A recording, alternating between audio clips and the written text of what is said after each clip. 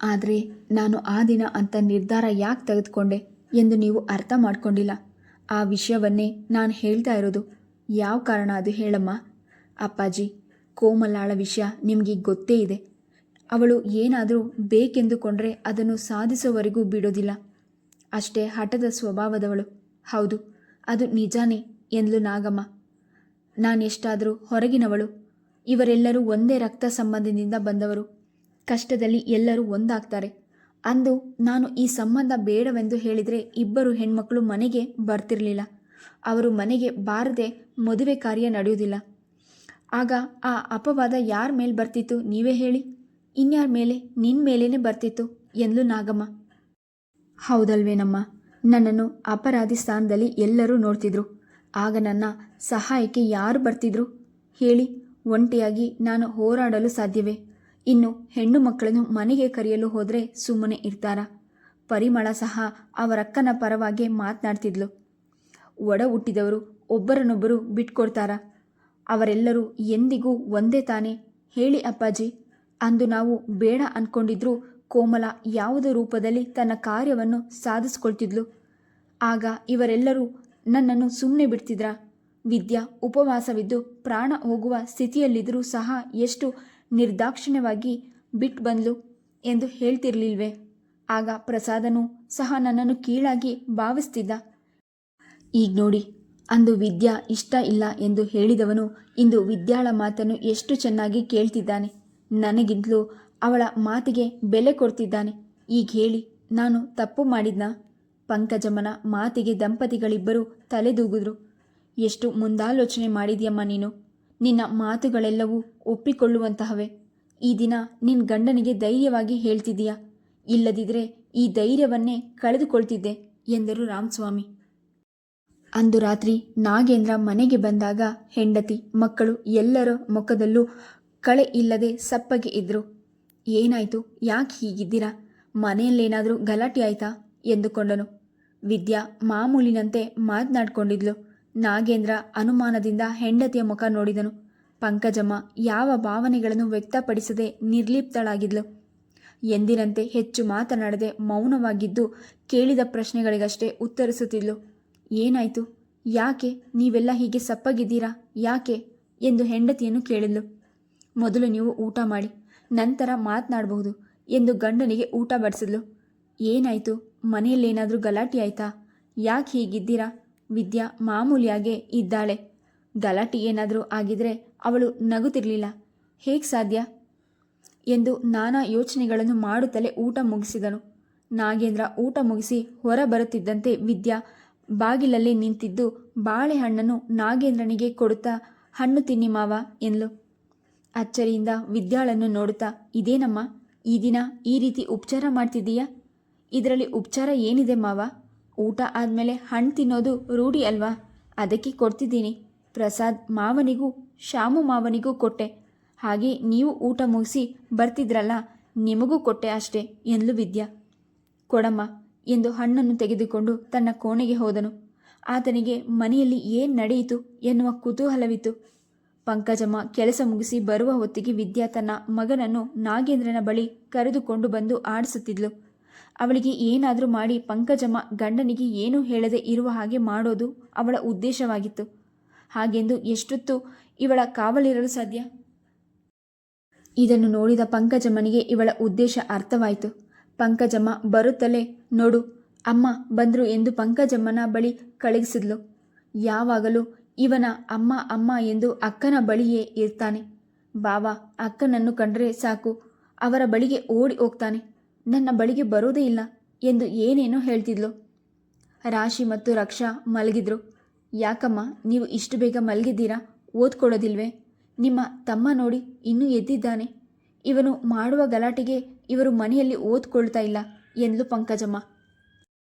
ಈ ಮಾತು ಕಿವಿಗೆ ಬೀಳುತ್ತಲೇ ವಿದ್ಯಾ ಕೋಪದಿಂದ ಪಂಕಜಮ್ಮನ ಮುಖ ನೋಡಿದ್ಲು. ಇದನ್ನು ನೋಡಿ ನೋಡದಂತೆ ಪಂಕಜಮ್ಮ ಮುಖವನ್ನು ಪಕ್ಕಕ್ಕೆ ತಿರುಗಿಸ್ಕೊಂಡ್ಳು.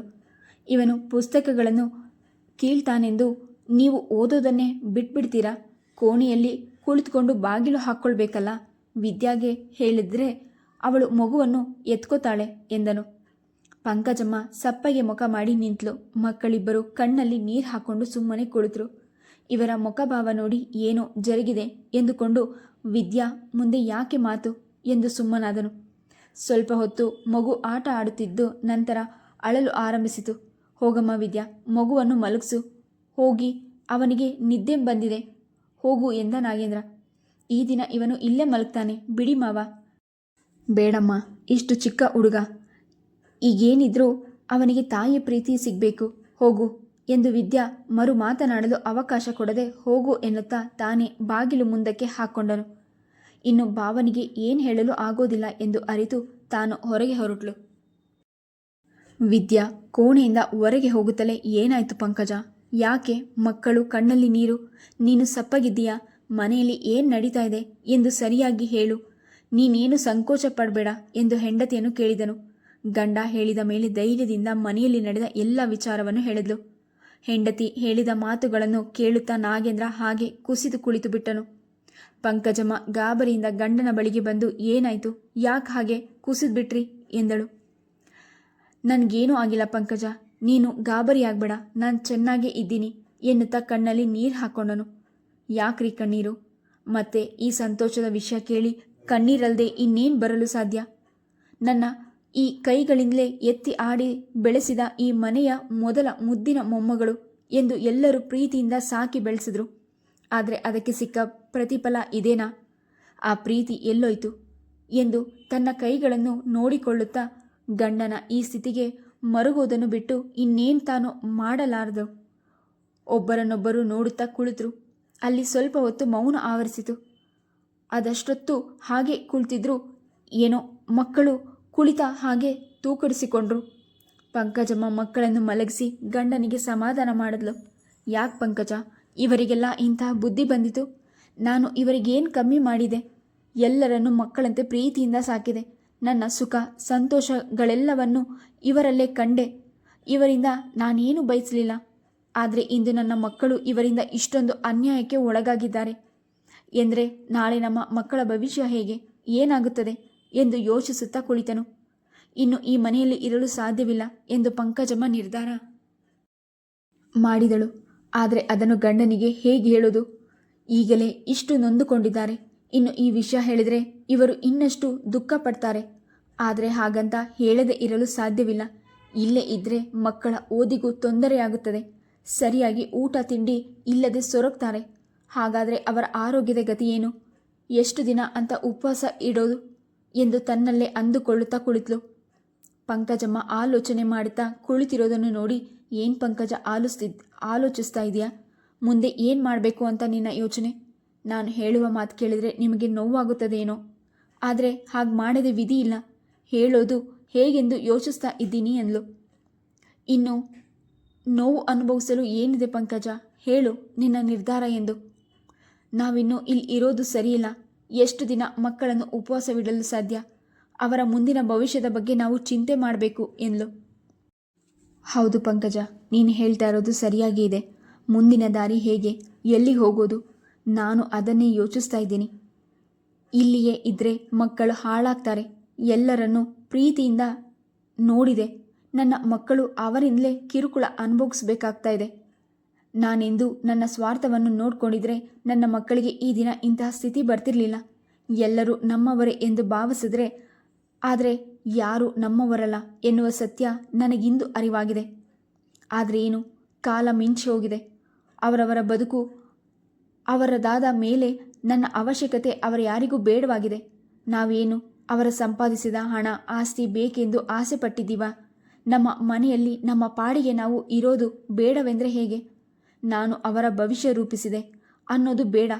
ಮನೆಯ ಹಿರಿಯನ ಅನ್ನುವ ಭಾವನೆಯಾದರೂ ಅವರ ಮನಸ್ಸಿನಲ್ಲಿ ಇಲ್ಲದಿದ್ದರೂ ಬೇಡವೆ? ಮನೆಯ ಹಿರಿಯರೆಂದರೆ ಕೇವಲ ಶ್ರಮ ಪಡೋದಕ್ಕಷ್ಟೇನಾ? ನಮಗೆ ಒಂದು ಬದುಕು ಬೇಡವೆಂದರೆ ಹೇಗೆ ಎಂದು ತನಗೆ ತಾನೇ ಹೇಳಿಕೊಂಡು ದುಃಖಿಸುತ್ತಾ ಕುಳಿತನು ನಾಗೇಂದ್ರ. ರೀ, ಅರ್ಧ ರಾತ್ರಿ ಆಯಿತು, ಮಲಗಿ. ಬೆಳಿಗ್ಗೆ ಎದ್ದು ಯೋಚಿಸೋಣ.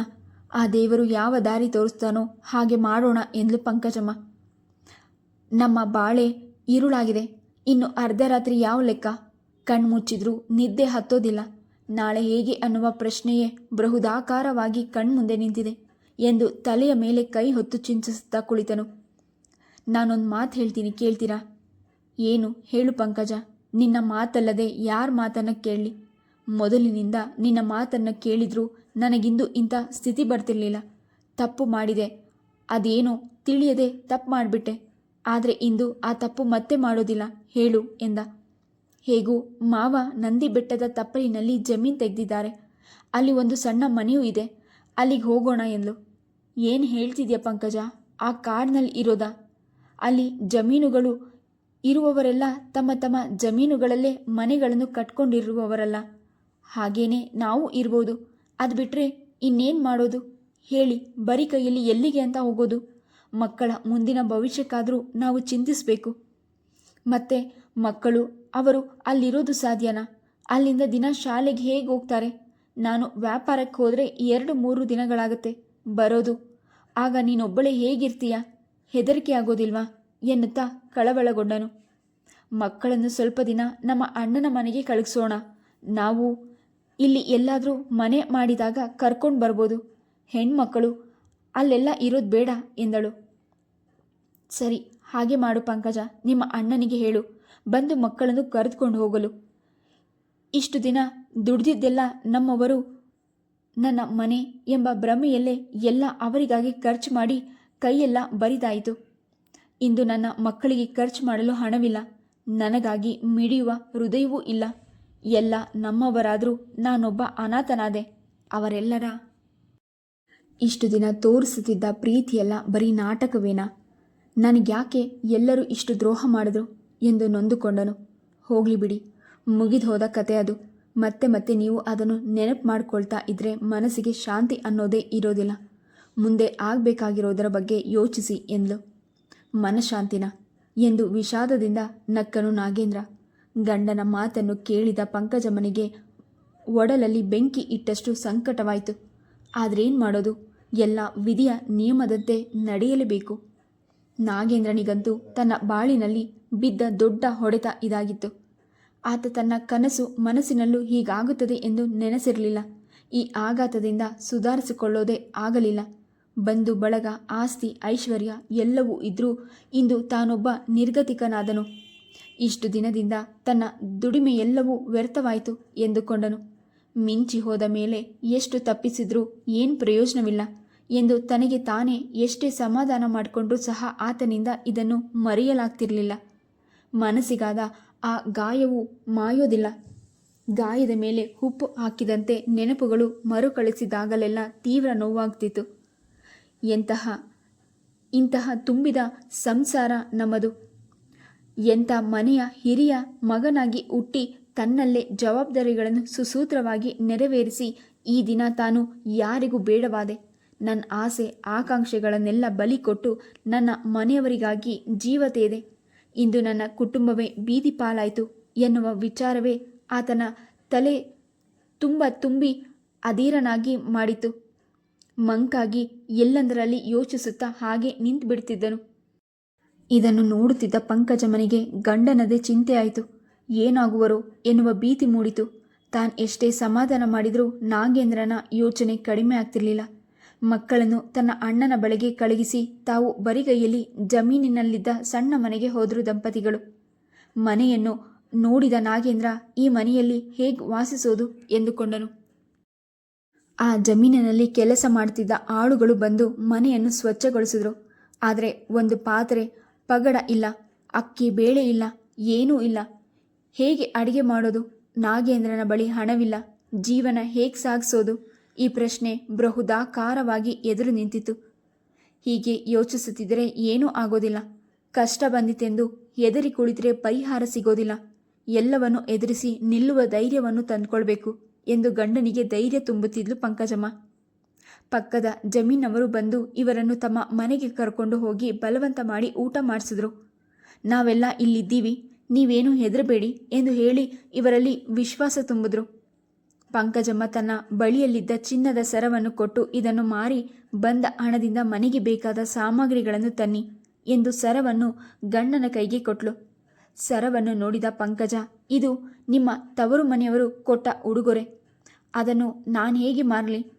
ಅವರ ನಂಬಿಕೆಯನ್ನು ನಾನು ಉಳಿಸಿಕೊಳ್ಳದೆ ಹೋದೆ ಎಂದನು. ನೋಡಿ, ಈಗ ಇದನ್ನೆಲ್ಲ ಯೋಚಿಸುವ ಸಮಯವಲ್ಲ. ಸ್ವಲ್ಪ ದಿನ ಅಷ್ಟೇ. ನಂತರ ನೀನೇ ಸಂಪಾದಿಸಿ ಇಂತಹ ಸರವನ್ನು ಮಾಡಿಸಿದಾಗ ನಿಮ್ಮ ನಂಬಿಕೆಯನ್ನು ಉಳಿಸಿಕೊಂಡಂತಾಗುತ್ತದೆ. ಈಗ ಮಾವನವರು ನನಗೆಷ್ಟೇ ಒಡವೆಗಳನ್ನು ಕೊಟ್ಟರು, ಆದರೆ ಅವುಗಳನ್ನು ನಾನು ಉಳಿಸಿಕೊಳ್ಳಲು ಆಗಲಿಲ್ವಲ್ಲ. ನಾನು ಸಹ ಮಾವನವರ ನಂಬಿಕೆಯನ್ನು ಉಳಿಸಿಕೊಳ್ಳಲಿಲ್ಲ ಎಂದ್ಲು. ನೀನೇನು ಬೇಕಾಗಿ ಆ ಒಡವೆಗಳನ್ನು ಹಾಳು ಮಾಡಲಿಲ್ಲ. ನಿನ್ನ ಕೈಯಾರೆ ನೀನು ಎಲ್ಲರಿಗೂ ಕೊಡಲಿಲ್ಲ. ನಮ್ಮ ಮನೆಯವರು ತೆಗೆದುಕೊಂಡು ನಿನಗೆ ಮೋಸ ಮಾಡಿದ್ದಾರೆ. ಅದರಲ್ಲಿ ನಿನ್ನ ತಪ್ಪೇನೂ ಇಲ್ಲ ಎಂದನು.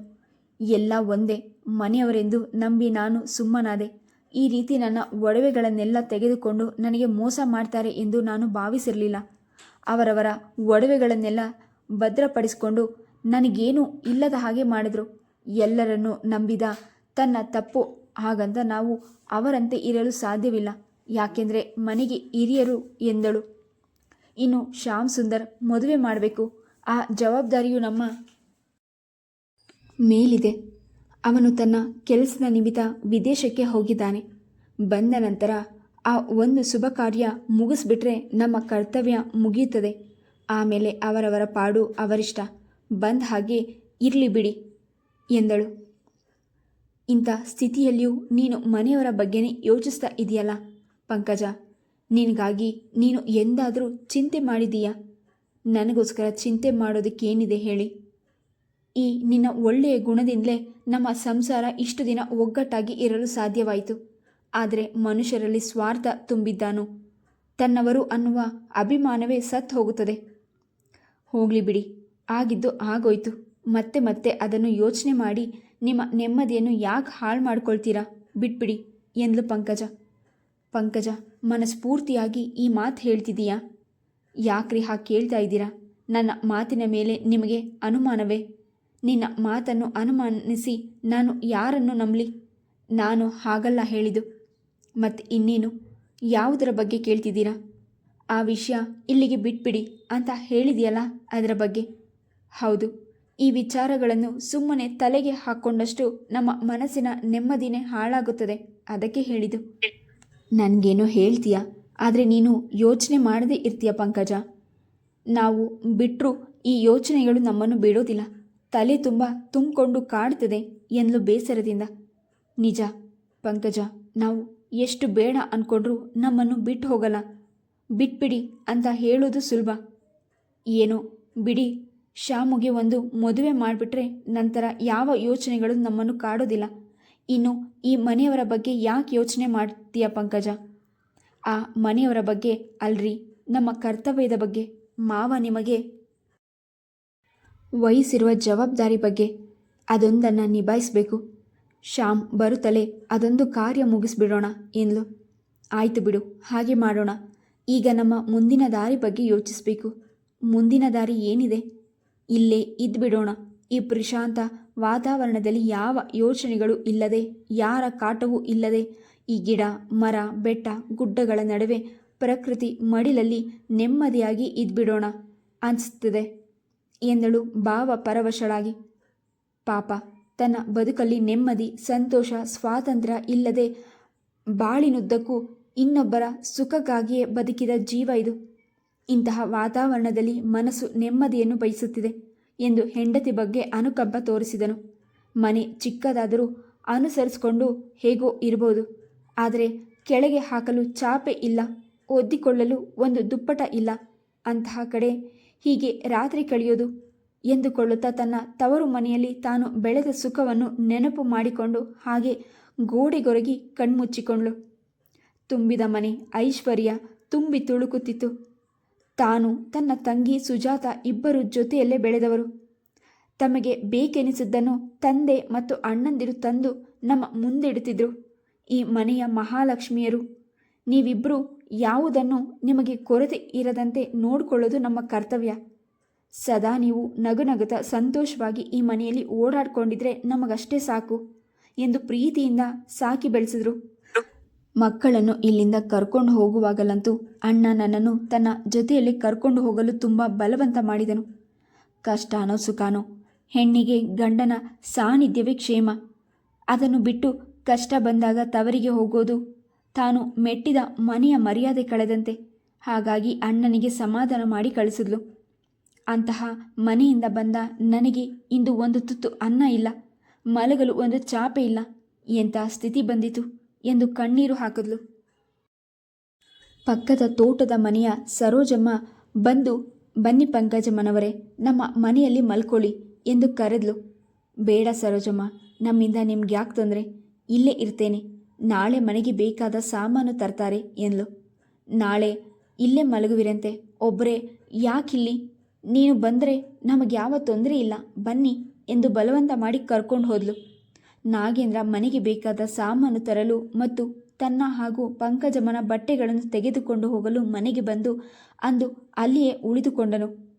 ಸರೋಜಮ್ಮನ ಜೊತೆ ಅವರ ಮನೆಗೆ ಬಂದವಳು ಪಂಕಜಮ್ಮ ಆಕೆಗೆ ಮಲಗಲು ಮನೆಯ ಪಕ್ಕದಲ್ಲಿದ್ದ ಕೋಣೆಯನ್ನು ಕೊಟ್ಲು. ಮಂಚ ಮತ್ತು ಹಾಸಿಗೆ ಇತ್ತು. ಪಂಕಜಮ್ಮನ ತೋಟದಲ್ಲಿ ಕೆಲಸ ಮಾಡುವ ಆಳು ಸಹ ಅದೇ ಕೋಣೆಯಲ್ಲಿ ಮಲಗಿದ್ದನು. ಅವನಿಗೆ ಚಾಪೆ ದಿಂಬು ಕೊಟ್ಲು ಸರೋಜಮ್ಮ. ಹೊಸ ಜಾಗ, ಒಬ್ಬಳೇ ಹೆದರುತ್ತಾಳೆ ಎಂದು ಆಳು ನಾಗಪ್ಪ ಕೋಣೆಯ ಒಂದು ಮೂಲೆಯಲ್ಲಿ ಮಲಗಿದ್ದನು. ಪಂಕಜಮ್ಮನಿಗೆ ಎಷ್ಟೊತ್ತಾದರೂ ನಿದ್ದೆ ಹತ್ತಲಿಲ್ಲ. ಆ ಕಡೆ ಈ ಕಡೆ ಹೊರಡಾಡುತ್ತಲೇ ಇದ್ಲು. ಯಾಕವರೇ, ನಿದ್ದೆ ಬರಲಿಲ್ವಾ? ಹೊಸ ಜಾಗ, ಭಯ ಆಗುತ್ತಿರುತ್ತೆ, ಹೆದರಬೇಡಿ. ಅವ್ವ, ನಾನಿದ್ದೇನೆ, ಧೈರ್ಯ ತಂದ್ಕೊಳ್ಳಿ ಎಂದು ಪಂಕಜಮ್ಮನ ಮನಸ್ಸಿಗೆ ಧೈರ್ಯ ತುಂಬಿದನು. ನಿಧಾನವಾಗಿ ಮಂಪು ಹತ್ತಿ ಪಂಕಜಮ್ಮ ಕಣ್ಮುಚ್ಚಿ ಮಲಗಿದ್ಲು. ಮಧ್ಯರಾತ್ರಿಯಾಗುತ್ತಲೇ ಪಂಕಜಮ್ಮ ಜೋರಾಗಿ ಕಿರ್ಚಿದ್ಲು. ನಾಗಪ್ಪ ಎದ್ದು ಲೈಟ್ ಹಾಕಿದನು. ಬೆಳಕು ಬರುತ್ತಲೇ ಪಂಕಜಮ್ಮ ದಿಢೀರನೆ ಮೇಲೆದ್ದು ಹೆದರಿಕೆಯಿಂದ ನಡುಗತೊಡಗಿದಳು. ನಾಗಪ್ಪ ಗಾಬರಿಯಾದ. ಯಾಕವ್ವ, ಏನಾಯಿತು? ಇಷ್ಟೊಂದು ನಡುಗ್ತಿದ್ದೀರಾ? ಕೆಟ್ಟ ಕನಸೇನಾದರೂ ಬಿದ್ದಿತಾ? ಸಮಾಧಾನ ಮಾಡ್ಕೊಳ್ಳಿ, ಹೆದರಬೇಡಿ. ನೋಡಿ, ಚೊಂಬಲ್ಲಿ ನೀರಿದೆ, ಕುಡೀರಿ ಎನ್ನುತ್ತಾ ಚೊಂಬನ್ನು ಕೊಟ್ಟನು. ಪಂಕಜಮ್ಮ ನೀರು ಕುಡಿದು ಸುಧಾರಿಸ್ಕೊಂಡು ಮೇಲೆ, ಈಗ ಹೇಳ್ರವ, ಏನಾಯಿತು? ಯಾಕೆ ಹಾಗೆ ಕಿರಿಚ್ಕೊಂಡಿದ್ದು ಎಂದನು. ಯಾರೋ ಬಂದು ಕತ್ತು ಇಸುಕಿದಂತಾಯಿತು, ಅದಕ್ಕೆ ಹಾಗೆ ಎದರಿದೆ ಎಂದ್ಲು. ನಿಮಗೆ ಮೊದಲೇ ಹೆದರಿಕೆ ಇತ್ತಲ್ಲ ಅವ್ವ, ಹಾಗಾಗಿ ಕೆಟ್ಟ ಕನಸು ಬಿದ್ದಿದೆ. ನೀರು ಕುಡಿದ್ರಲ್ಲ, ಇನ್ನು ಏನೂ ಆಗೋದಿಲ್ಲ, ಮಲಗಿ ಎಂದು ದೀಪ ಆರಿಸದೆ ಹಾಗೆ ಬಿಟ್ಟನು. ಆದರೂ ಪಂಕಜಮ್ಮನಿಗೆ ನಿದ್ದೆ ಸುಳಿಯಲಿಲ್ಲ. ರಾತ್ರಿಯೆಲ್ಲ ಕುಳಿತೆ ಕಾಲ ಹಾಕಿದ್ಲು. ಬೆಳಗಾಗುತ್ತಲೇ ತನ್ನ ಮನೆಗೆ ಹೋಗಿ ಸ್ವಚ್ಛ ಮಾಡಿದ್ಲು. ನೀರು ಕಾಯಿಸಲು ಸಹ ಒಂದು ಪಾತ್ರೆ ಇರಲಿಲ್ಲ. ಹಾಗಾಗಿ ತಣ್ಣೀರಿನಲ್ಲೇ ಮೈ ತೊಳೆದುಕೊಂಡು ಬಂದ್ಲು. ಅಷ್ಟರಲ್ಲಿ ಸರೋಜಮ್ಮ ಕಾಫಿ ತಂದುಕೊಟ್ಟು, ಏನಮ್ಮ, ರಾತ್ರಿ ಚೆನ್ನಾಗಿ ನಿದ್ದೆ ಬಂದಿತಾ? ಹೊಸ ಜಾಗ ಹೇಗನ್ನಿಸ್ತು ಎಂದ್ಲು. ಹೇಳೋ ಬೇಡವೋ ಎನ್ನುತ್ತಾ ಪಂಕಜಮ್ಮ ಒಂದು ಕ್ಷಣ ಆಲೋಚಿಸಿದ್ಲು. ಯಾಕೆ ಪಂಕಜಮ್ಮನವರ, ಏನಾಯಿತು? ಏನೋ ಅನುಮಾನಿಸ್ತಾ ಇದ್ದೀರಾ? ವದಂತಿಯಲ್ಲ, ಏನು ಹೇಳಿ ಎಂದ್ಲು ಸರೋಜಮ್ಮ. ದಿನ ನೀವು ಇಲ್ಲಿ ಯಾರಾದರೂ ಮಲಗ್ತೀರಾ? ಯಾಕೆ ಪಂಕಜಮ್ಮ ಹಾಗೆ ಕೇಳ್ತಿದ್ದೀರಾ? ಏನಾದರೂ ಕೆಟ್ಟ ಕನಸು ಬಿದ್ದಿತಾ? ಹೌದು, ಆದರೆ ಕೆಟ್ಟ ಕನಸೆ ಎಂದು ನೀವು ಹೇಗೆ ಊಹಿಸಿದ್ರಿ? ಮೊದಲು ಇಲ್ಲಿ ನಮ್ಮ ಪಕ್ಕದ ಮನೆಯವರು ಬಂದಾಗ ಇಲ್ಲೇ ಮಲಗಿದ್ರು. ಆಗ ಅವರು ಹೀಗೆ ಹೇಳಿದ್ರು, ಅದಕ್ಕೆ ಹಾಗೆ ಕೇಳಿದೆ. ಹಾಗಾದರೆ ಈ ಮನೆಯಲ್ಲಿ ಏನೋ ತೊಂದರೆ ಇದೆ. ನೀವು ಇಲ್ಲಿ ಯಾವಾಗಲೂ ಬಾಗಿಲು ಮುಚ್ಚಿ ಬೀಗ ಹಾಕಿರ್ತೀರಾ? ಹಾಗೆ ಇರಬಾರ್ದು. ನಾವು ವಾಸಿಸುವ ಮನೆಯಲ್ಲಿ ಸದಾ ದೀಪ ಬೆಳಗ್ತಿರಬೇಕು. ನಾವು ಮನೆಯಲ್ಲಿ ಓಡಾಡ್ತಿರಬೇಕು ಎಂದ್ಲು ಪಂಕಜಮ್ಮ. ನೀವು ಹೇಳ್ತಿರೋದು ಸರಿಯಾಗಿ ಇದೆ. ಈ ಮನೆ ಕಟ್ಟಿದಾಗಿನಿಂದ ನಾವ್ಯಾರೂ ಇರಲಿಲ್ಲ. ಯಲಹಂಕದಲ್ಲಿ ನಮ್ಮ ಮನೆ ಇದೆ, ಅಲ್ಲೇ ಇದ್ವಿ. ನಮ್ಮ ಮಾವನವರೊಬ್ಬರೇ ಇಲ್ಲಿ ಇದ್ದರು. ಅವರು ತೀರ್ಕೊಂಡ್ಮೇಲೆ ನಾವು ಇಲ್ಲಿ ಆಗಾಗ ಬಂದು ಹೋಗ್ತಿದ್ದೇವೆ. ಆಗ ನಮಗೆ ನಾವು ಇರುವ ಮನೆ ಸಾಕಾಗ್ತಿರ್ಲಿಲ್ಲ. ಹಾಗಾಗಿ ಈ ಮನೆಯನ್ನು ಕಟ್ಟಿದ್ವಿ. ನನ್ನ 2ನೇ ಮಗ ಓದುತ್ತಿದ್ದ, ಅವನಿಗಾಗಿ ನಾವು ಇಲ್ಲೇ ಇದ್ವಿ. ನಮ್ಮ ಯಜಮಾನರು ಬಂದು ಹೋಗ್ತಿದ್ರು. ಆಗಿಂದ ಈ ಮನೆಯಲ್ಲಿ ಯಾರೂ ಇರದೆ ಬಾಗಿಲು ಹಾಕಿದ್ವಿ. ನನ್ನ ಮಗನ ಓದು ಮುಗಿದು ಅವನು ಕೆಲಸಕ್ಕೆ ಸೇರ್ಕೊಂಡ್ಮೇಲೆ ಅವನಿಗೆ ಮದುವೆ ಮಾಡಿ. Please subscribe the channel, like and share. Thank you.